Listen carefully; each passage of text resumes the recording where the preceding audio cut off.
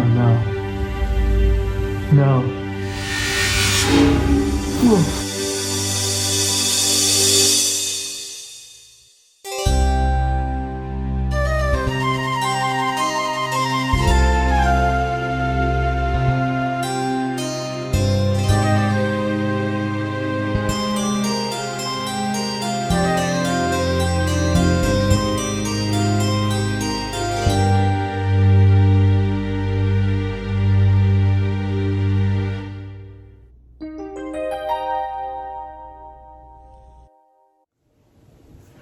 Hey everybody, what is going on? This is P.Mok at 86 Drive, and in today's episode, we're going to be talking about my latest project car, the Toyota MR2 Turbo.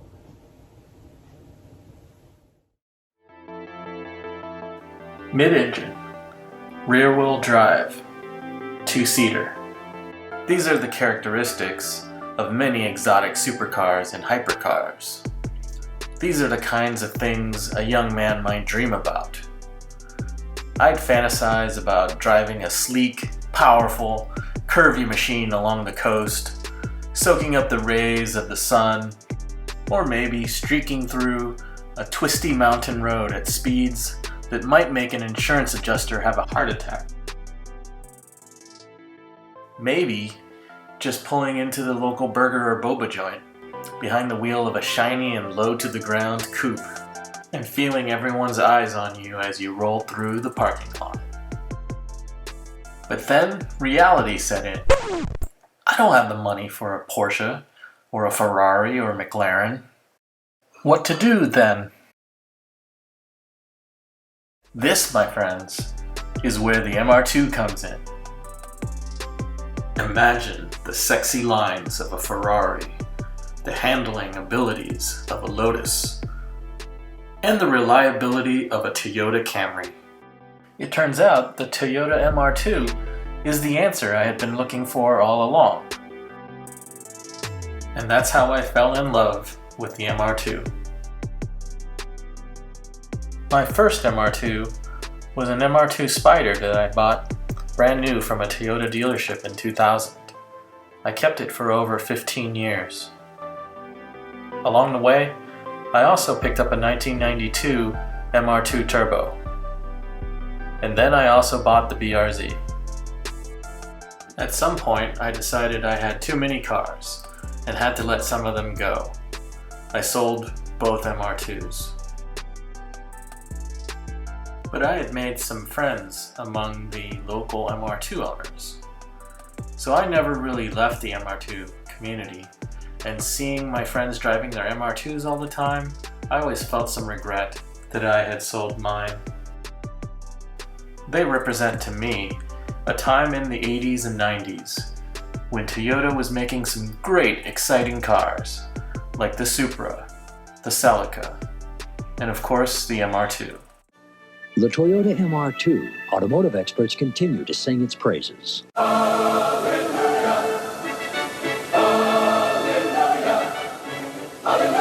Hallelujah start at $15,673. And then the golden era came to an end. For a while now, I think many enthusiasts have felt like Toyota had lost its way. When the car you think of first when someone says Toyota is Prius or Camry, you have a problem. Don't get me wrong, these are great vehicles, but they aren't exactly exciting to drive, and for an enthusiast like me, it felt like Toyota had lost ground to other Japanese makes who continued to make and sell sporty cars like Nissan, Honda, and Mazda. Don't give up hope on Toyota just yet, though. The latest CEO, Akio Toyoda, has shown enthusiasts that he is serious about bringing passion back to the Toyota brand. With the recent return of Toyota sports cars in the form of the 86 and the Supra. And there have even been rumors and speculation that they might be bringing back the idea of a mid-engine sports car for a future release. I'm not going to hold my breath, though. I decided I needed to look back at the past. I've always known I would own an MR2 again. I regretted selling the ones I previously had, and the chance came to nab this one, and it was too good to pass up. This 1991 MR2 Turbo had only been driven 59,000 miles. That's incredibly low for a 29-year-old car. The paint was original, in a rare steel mist gray. It had a straight body and minimal modifications. Nearly everything in it was original. The engine bay was still clean. The interior was pretty much immaculate. Next thing you know, I am bidding on a car on eBay Motors. But there was one little problem. I didn't want my wife to know that I was buying another MR2. I mean, I was going to tell her eventually, but as many married men know, sometimes it is better to seek forgiveness than to ask for permission. And this was one of those situations. So, I quickly put together a plan, and I asked my brother-in-law to come with me to go pick up this car down in Bakersfield. And we told my wife that we were going to a car meet together, which is technically 100% true. And, we went down there, we looked at the car, it drove fine, it was looking good, so, I ended up bringing it home. And it was a hot day coming back up from Bakersfield, and man, the AC turned out to not work on this car, and so that was an ordeal, just bringing it back in 90-degree heat on the highway. I had to stop at a couple of gas stations just to, guzzle down some ice-cold Gatorade from the convenience store and, wipe the sweat off my face and just get back to it. Meanwhile, my brother-in-law is cruising along in my Lexus behind me with the AC blasting, just enjoying life. Man, it was hot that day. And so anyways, that ended up being our little covert operation, Operation Gray Steel. We drove the car back to the Bay Area, and I left the car at my work parking garage where I could hide it from my wife for a little bit. And she didn't know about it for a couple more weeks until, unfortunately, I had called insurance to add the car to my policy. And she actually called the insurance company to renew our premiums, and that was when they told her that there was an additional car on the policy. So that kind of let the cat out of the bag. Oops. When I was buying this car from the guy who was selling it, he mentioned that he had been hiding the car from his wife too when he first bought it. And when we were transferring the paperwork, he had to have his brother there because the title was in his brother's name. That was how he was hiding it from his wife. So there's a tradition going on with this car. Lots of people will call the MR2 the Mr. 2. But this one, this is the mistress. Well, before I go on, let's talk about the ginormous elephant in the room.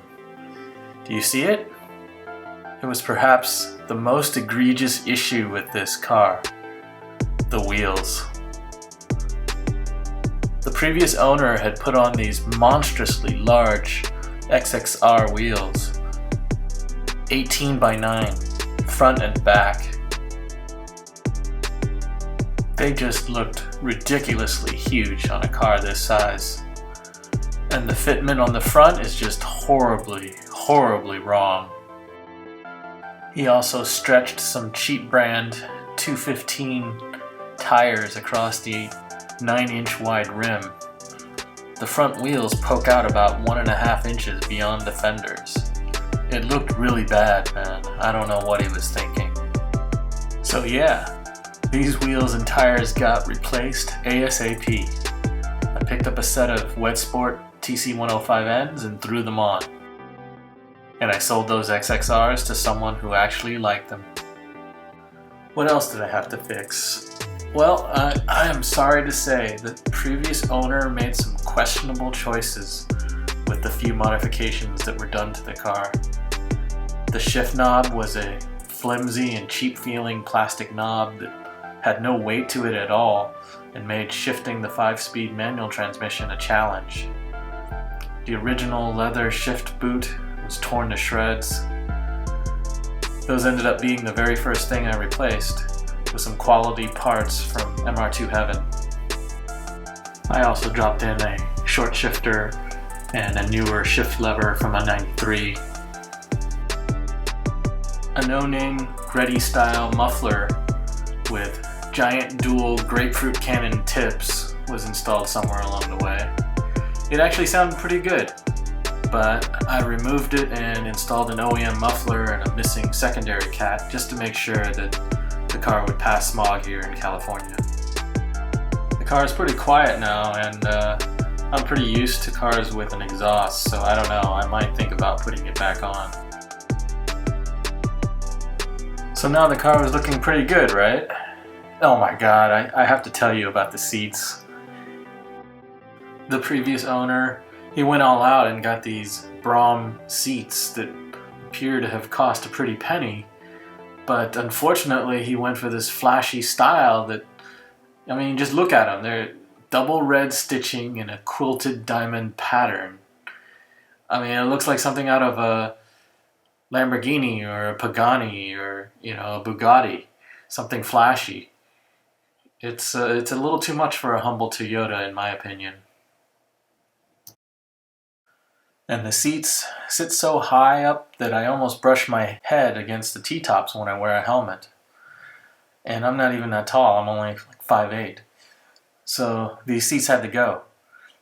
I picked up a set of JDM cloth seats that came out of a 97 or 98 JDM car, and that's much better. So one last thing I had to address. The car came with stock suspension and it just looked like a lifted 4x4 truck. I did enjoy the comfortable ride and high ground clearance for parking and speed bumps though, but I ended up picking up a set of Fortunato coilovers, which brings down the height of the car just right, so I think the car looks a lot better now.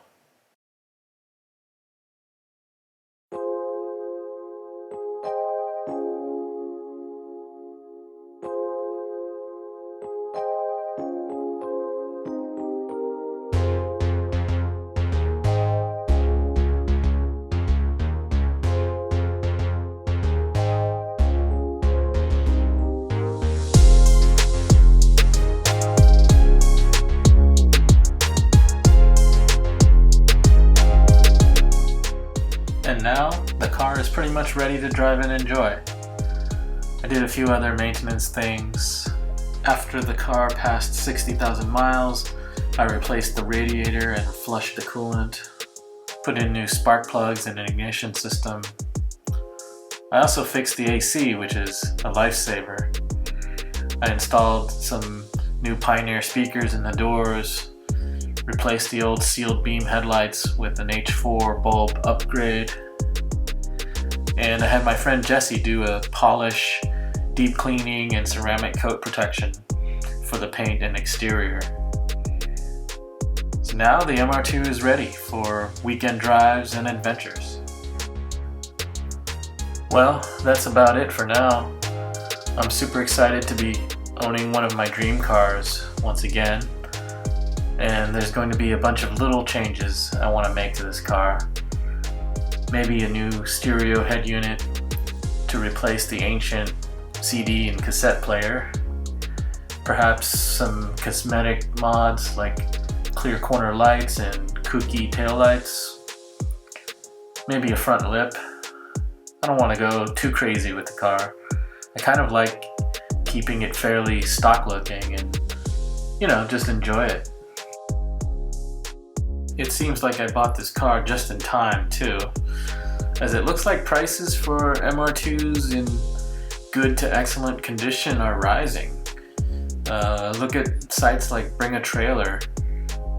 There was a recent auction where a really nice condition 94 Turbo sold for $38,000. That is crazy. And when I told my wife about that, she was like, oh, that's fantastic. The car is worth a lot more. You should sell it. But no, I don't think I'm going to be selling this car anytime soon. You know, I told you I regretted selling my previous MR2s, and now that I have one again, I think this one's a keeper. After all, this is my dream car.